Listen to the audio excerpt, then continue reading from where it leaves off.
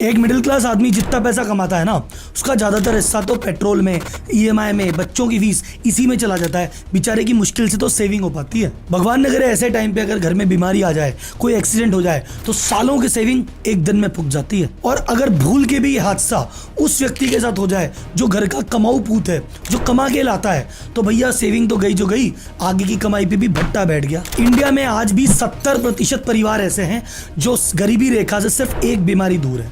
घर में एक बीमारी, एक एक्सीडेंट और वो सब गरीब। और ये नंबर आगे और बढ़ने वाला है, क्योंकि इंसान की कमाई क्या रेट से बढ़ती है? 5%, 8%, अरे 10%। ये मेडिकल के बिल बढ़ रहे हैं 14% की रेट से। यानी जो ऑपरेशन आज 10 लाख में होता है, अगले साल होगा 11,40,000 में, और 2 साल बाद होगा 13 लाख में। हर 5 साल में खर्चा डबल हो रहा है। 5 साल बाद ये ऑपरेशन 20 लाख में और 10 साल बाद 40 लाख में होगा। इतना सब हो सकता है एक आम आदमी के साथ, लेकिन फिर भी मेडिकल इंश्योरेंस के बारे में जनता को समझ ही नहीं है। बहुत सारे लोगों को पता नहीं है।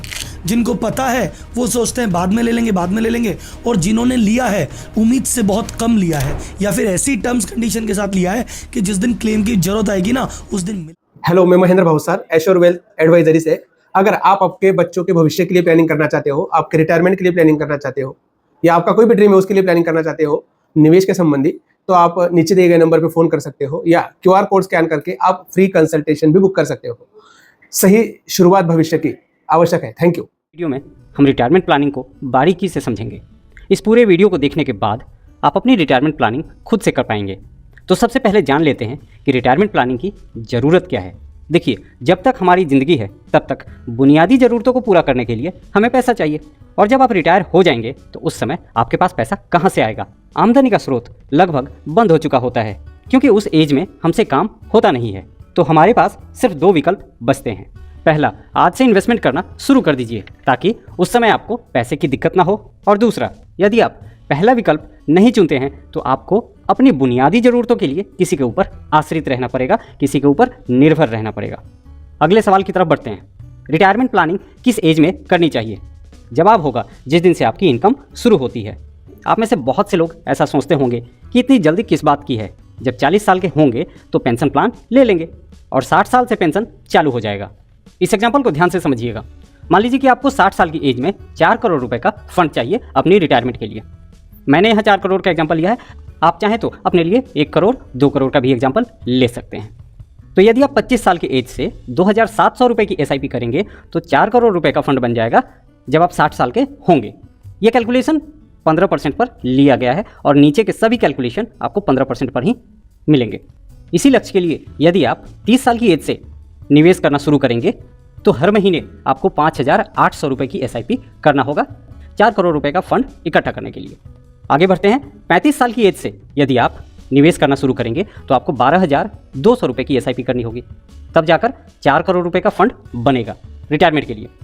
और 40 साल की एज से यदि आप निवेश करना शुरू करेंगे तो 27,000 रुपये की SIP करनी होगी, तब जाकर 4 करोड़ रुपए का फंड बनेगा। अब यदि इन्वेस्टमेंट की बात की जाए कि कितना पैसा लगाकर आपको 4 करोड़ मिला, तो वो कुछ इस प्रकार है। तो यहाँ इस एज में 11,34,000 की इन्वेस्टमेंट पर आपने 4 करोड़ रुपए बना लिए। यहाँ 20,88,000 रुपये की इन्वेस्टमेंट पर 4 करोड़ रुपए बन गए हैं। यहाँ 36,60,000 की इन्वेस्टमेंट पर 4 करोड़ रुपए बन गए हैं, और यहाँ 64,80,000 की इन्वेस्टमेंट पर आपको 4 करोड़ रुपए मिलेंगे। तो आप यहाँ जैसा कि देख रहे हैं कि कम एज में इन्वेस्टमेंट की शुरुआत करने पर आपको सबसे अधिक मुनाफा मिलता है। यानी कम एज में यदि आप शुरुआत करते हैं तो आपको कम पैसा लगाना पड़ता है और मुनाफा अधिक मिलता है। यानी कम निवेश करके भी आप ढेर सारा पैसा कमा सकते हैं, बशर्ते कि शुरुआत आपको जल्दी करनी होगी और अपने इन्वेस्टमेंट को पूरा समय देना होगा। हेलो, मैं Mahendra Bhavsar, assure wealth advisory से।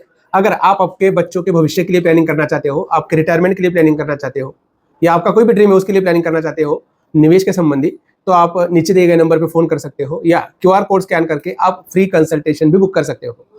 सही शुरुआत भविष्य की आवश्यक है। Thank you. आपको एक बहुत ही इंटरेस्टिंग चार्ट दिखाना चाहता हूँ। इस चार्ट में हम 27% का CAGR ग्रोथ देख सकते हैं, और ये ग्रोथ है इंडिया के SIP कंट्रीब्यूशन का। हम देख सकते हैं कि सिर्फ सितंबर 2023 में ही इंडियन इन्वेस्टर्स ने मोर देन 16,000 करोड़ का इन्वेस्टमेंट म्यूचुअल फंड में वाया SIP किया है। तो आइए समझते हैं कि SIP क्या होता है और इंडियन म्यूचुअल फंड इन्वेस्टर्स में SIP इतना पॉपुलर क्यों हो रहा है।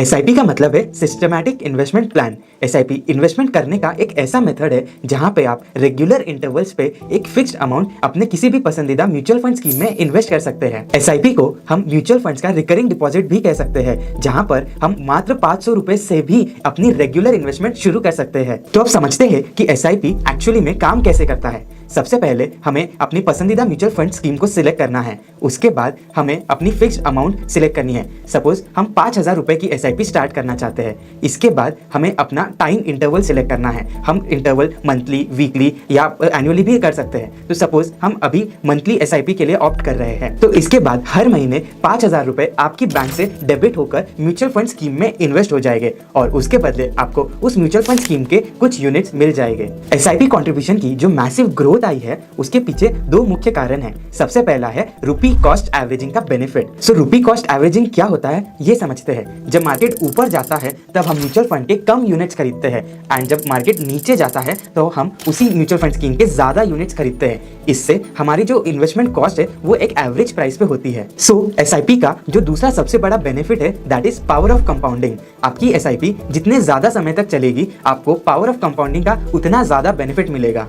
पावर ऑफ कंपाउंडिंग क्या होता है इसे एक्सप्लेन करने के लिए मैं आपको एक बहुत ही इंटरेस्टिंग एग्जांपल देता हूँ। हम यहाँ पर दो फ्रेंड्स का एग्जांपल लेते हैं। सबसे पहले है मिस्टर श्याम, जिनको इन्वेस्टमेंट के बारे में अपनी लाइफ में थोड़ा लेट समझ में आया, तो उन्होंने एट द एज ऑफ 30 10,000 रुपए की SIP स्टार्ट करी और 10 साल तक के उसे इन्वेस्ट करा, यानी कि till the age of 40 years. तो इसके हिसाब से इन्होंने 12 लाख रुपीज इन्वेस्ट किए इन 10 years of the investment period.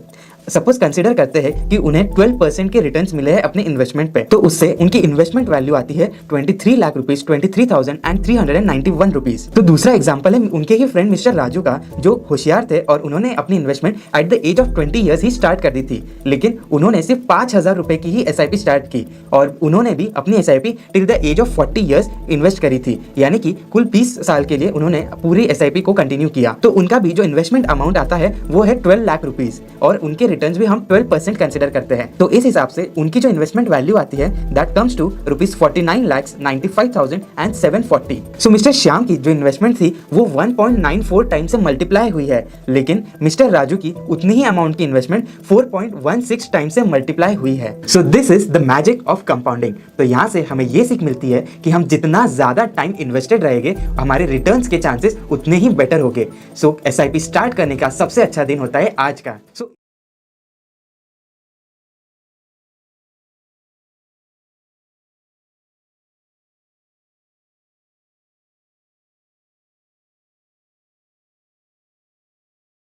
और अंकल ज्ञानी एक कैफे में बैठकर कॉफी एंजॉय कर रहे हैं। अंकल ज्ञानी, मैं अपने एक क्लाइंट अरुणा जी के लिए चाइल्ड एजुकेशन प्लान के बारे में आपकी सलाह लेना चाहता था। अरुणा जी 35 वर्ष की हैं और सैलरीड है। उनका एक 5 साल का बेटा है और वह अपने बेटे की शिक्षा को सुरक्षित करना चाहती है। Of course, I will be happy to help you, Piku. ये बहुत अच्छी बात है कि अरुणा जी इसके बारे में पहले से ही सोच रही है। वैसे तुम क्या सोचते हो इसके बारे में? इतना तो मैं ऑब्जर्व कर ही रहा हूँ कि एजुकेशन कॉस्ट बहुत तेजी से बढ़ रही है।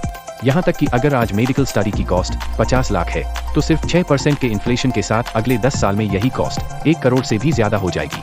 तुम बिल्कुल ठीक कह रहे हो। एजुकेशन कॉस्ट खासकर medical, engineering, MBA etcetera field की काफी महंगी हो चुकी है। ऐसे एक्सपेंसेस के लिए एडवांस प्लानिंग बहुत ही जरूरी है। तुमने इसके बारे में क्या सोचा है? मैंने कुछ सेविंग्स और इन्वेस्टमेंट्स के बारे में सोचा तो जरूर है, लेकिन मैं बहुत ज्यादा इसके बारे में श्योर नहीं हूँ। ये सबसे कॉमन कंसर्न है। एजुकेशन प्लानिंग लाइफ का एक बहुत इंपॉर्टेंट फाइनेंशियल गोल है। व्यक्ति को लाइफ इंश्योरेंस प्लान्स को एक्सप्लोर करना चाहिए जो गारंटीड रिटर्न्स प्रदान करते हैं। ये योजनाएं भविष्य के एजुकेशनल एक्सपेंसेस को पूरा करने के लिए एक सेफ्टी कवर प्रदान कर सकती है। इनमें आमतौर पर इन्वेस्टमेंट कंपोनेंट होते हैं जो समय के साथ बढ़ता है और पॉलिसी मैच्योर होने पर गारंटीड रिटर्न्स प्रदान करते हैं। इंटरेस्टिंग है। इसके लिए लाइफ इंश्योरेंस प्लान कैसे काम करेगा? चलो समझते हैं यह कैसे मदद कर सकता है। आप लाइफ इंश्योरेंस प्लान के साथ शुरू कर सकते हैं जिसमें आपको गारंटीड मैच्योरिटी बेनिफिट मिलता। उदाहरण के लिए आप ऐसी पॉलिसी चुन सकते हैं जिससे आप नियमित रूप से एक निश्चित राशि अलग रख सकते हैं। ओवर द इयर्स ये पॉलिसी एक कॉर्पस एक्यूमुलेट करता है जो मैच्योरिटी पर एक गारंटीड सम प्रोवाइड करता है जब आपके बच्चे को अपनी एजुकेशन के लिए ज्यादा जरूरत हो। वास्तव में आप एक ऐसा प्लान भी चुन सकते हैं जो लॉन्ग रन में रेगुलर इनकम प्रोवाइड करे जिसमें schooling and higher education expenses भी कवर हो जाए। ये बिल्कुल सही लग रहा। इसकी शुरुआत कैसे कर सकते हैं? क्या आप एक एग्जाम्पल से समझा सकते हैं? जरूर पीकू। फॉर एग्जाम्पल, तुम्हारी क्लाइंट अरुणा जी 10 साल के लिए प्रति वर्ष 5 लाख रुपए का निवेश करती है और 15 साल बाद राशि वापस लेना चाहती है, तो उन्हें 15वें वर्ष के अंत में 81.38 लाख रुपए मिलेंगे। यह राशि उनके बेटे की एजुकेशन में हेल्प करेगा। यह बहुत अच्छा है, पर अगर पॉलिसी अवधि के दौरान अरुणा जी को कुछ हो जाए तो क्या होगा? यह एक बहुत अच्छा सवाल है पीकू। यह लाइफ इंश्योरेंस सॉल्यूशंस का सबसे यूनिक बेनिफिट है। आजकल ऐसी पॉलिसीज भी अवेलेबल है जिसको पॉलिसी कंटिन्यूएंस बेनिफिट कहते हैं। इसमें डेथ के केस में पॉलिसी कंटिन्यू रहती है, जिसका मतलब है कि बचे हुए सारे प्रीमियम कंपनी पे करेगी और पूरा मैच्योरिटी अमाउंट तब भी फैमिली को मिलेगी। लेकिन अगर ये ऑप्शन एडेड नहीं है तो भी पूरे प्रीमियम का मिनिमम 10 टाइम्स या उससे भी ज्यादा मिल जाएगा और पॉलिसी वहीं पर समाप्त हो जाएगी। यह तो बहुत अच्छा है। आपकी हेल्प के लिए बहुत बहुत धन्यवाद। यह चाइल्ड एजुकेशन प्लानिंग के लिए बेस्ट सोल्यूशन होगा।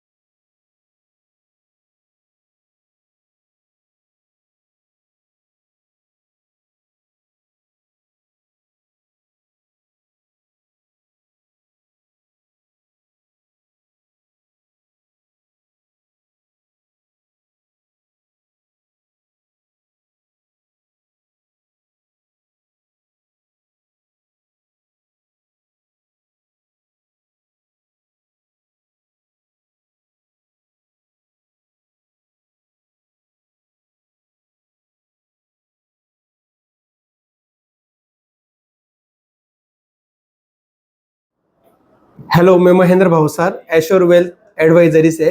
अगर आप आपके बच्चों के भविष्य के लिए प्लानिंग करना चाहते हो, आपके रिटायरमेंट के लिए प्लानिंग करना चाहते हो, या आपका कोई भी ड्रीम है उसके लिए प्लानिंग करना चाहते हो निवेश के संबंधी, तो आप नीचे दिए गए नंबर पे फ़ोन कर सकते हो या QR कोड स्कैन करके आप फ्री कंसल्टेशन भी बुक कर सकते हो। सही शुरुआत भविष्य की आवश्यक है। Thank you.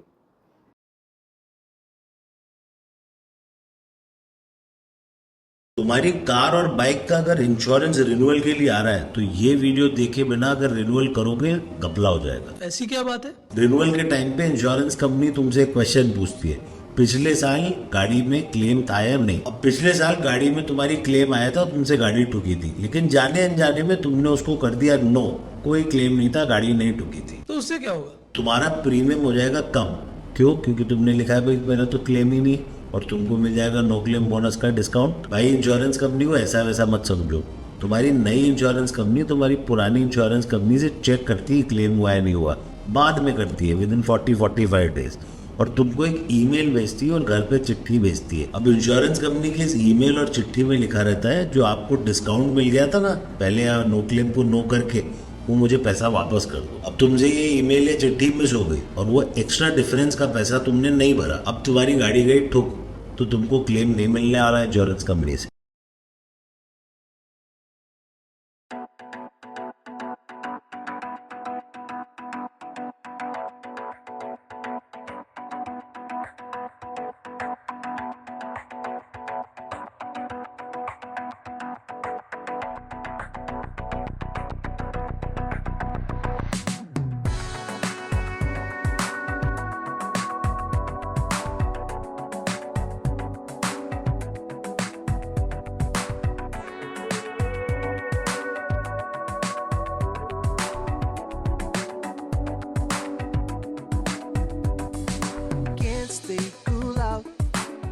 Why my worst enemy waits for me?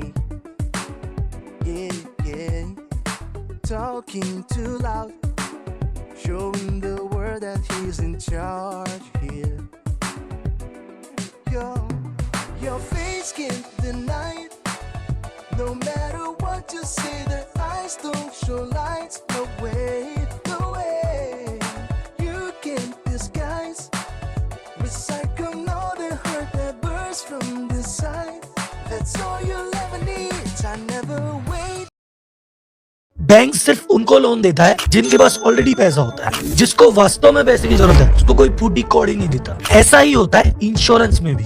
Insurance में अगर आप बीमार हो, दवाई हॉस्पिटल का खर्चा करना है, उस समय कोई भी कंपनी आपको हेल्थ इंश्योरेंस नहीं देगी। अगर आप बुजुर्ग हो, किसी कारण से मरने वाले हो, ऐसी स्थिति में कोई भी कंपनी आपको टर्म इंश्योरेंस नहीं देगी। यानी जब सबसे ज्यादा जरूरत है तब कोई मदद नहीं कर रहा। तो बेस्ट चीज क्या है कि जब जरूरत नहीं है, जब हम फिट है, जब हमारी बीमारी नहीं है, जब हम युवा हैं, तभी इंश्योरेंस ले लो साहब। इससे क्या होगा, एक तो प्रीमियम सस्ता मिलेगा, अमाउंट ज्यादा मिलेगा, और जब कभी इमरजेंसी पड़ी तो अपने सेविंग अकाउंट को हाथ लगाने की जरूरत नहीं है। सारा पैसा जो लगेगा इंश्योरेंस की कंपनी देगी। तो भैया जिसके लिए जिंदगी में हेल्थ इंश्योरेंस और टर्म इंश्योरेंस मस्ट है, उसी की लाइफ मस्ट है।